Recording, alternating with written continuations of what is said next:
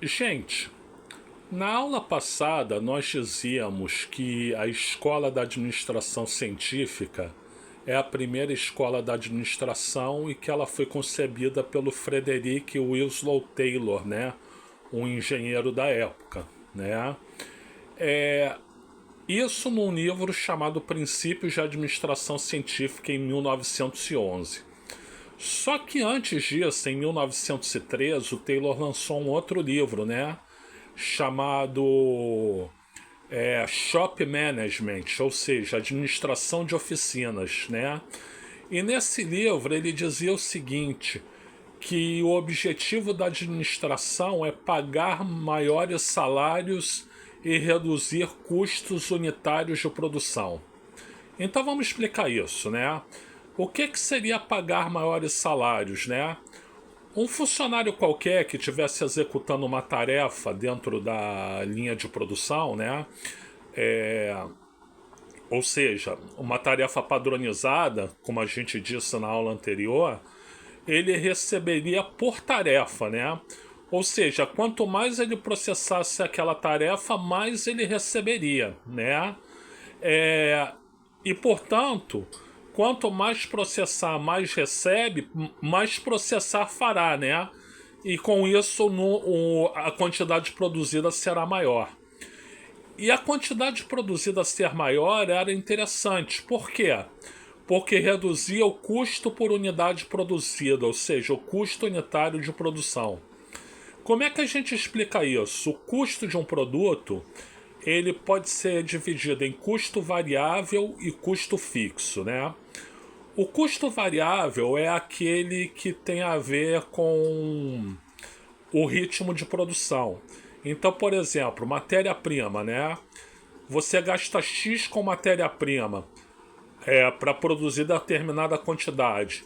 Então, você aumenta a quantidade em 3 vezes, em vez de gastar X, você vai gastar 3x, né? Então, isso é o que? É o custo variável, né? Agora, o custo fixo é o que? É aquele custo que existe independentemente do ritmo de produção. Te dando um exemplo, o aluguel. Você aluga o galpão e não interessa se você produz lá 1.000, 2.000, 10.000 ou 20.000, né? Você vai pagar o mesmo valor pelo aluguel do galpão. Então isso aí é o que? Custo fixo. Ora, o que o Taylor brilhantemente percebeu? Ele percebeu o seguinte, que quanto mais você produz, quanto maior é a quantidade produzida, você rateia o custo fixo por uma quantidade maior e, portanto, o custo por unidade ele baixa.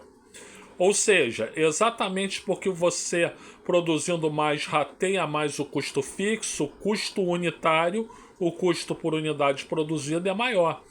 Então aí casa o interesse do operário com o interesse da empresa, da organização, né? Por quê? Porque produzir mais significa o operário ganhar mais, já que ele ganha por tarefa feita, né? E produzir mais significa reduzir o custo por unidade produzida, né? O que pode dar mais ganhos na venda de um produto, ou então até baixar o preço do produto e ganhar no giro, na quantidade vendida, né? Então isso é um ponto importante, né? Segundo o Taylor, né, no livro Shopping Management, ou seja, administração de oficinas, você deve conciliar salários maiores com custos unitários menores. Tá? Bom, gente, eu sou o Luiz Felipe Chateaubriand. Essa foi a aula número 86 das aulas de administração do Chateau. Nós estamos na segunda disciplina, que é a teoria das organizações, né? E se você gostou, curte aí, dá seu like, né? Compartilha, se inscreve no canal e também ativa o sininho para receber notificações. Eu agradeço pela assistência.